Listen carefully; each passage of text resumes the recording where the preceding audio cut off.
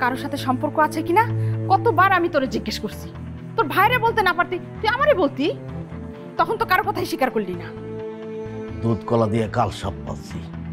অন্য মানুষ জেনে গেল আমার বোন কোনো ছেলের সাথে প্রেম করে, আর ওই ছেলের নাম তার হাতে লিখে রাখছে।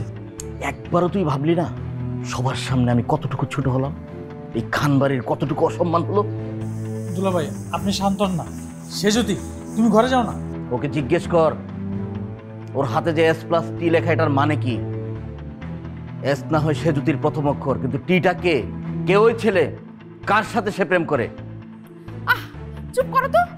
এই চল তো, তুই ঘরে চল। দাঁড়াও, ধামা চাপা দিয়ে কোনো সমস্যার সমাধান হয় না। আমাকে জানতেই হবে সেই ছেলেটা কে। আহা, যা হওয়ার তা তো হয়েছে, এখন মাথাটা একটু ঠান্ডা করো। জানার সময় কি শেষ হয়ে গেছে নাকি?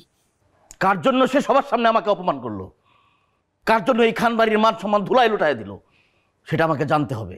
বল সেই ছেলেটা কে, নাম কি তার? তুর্য।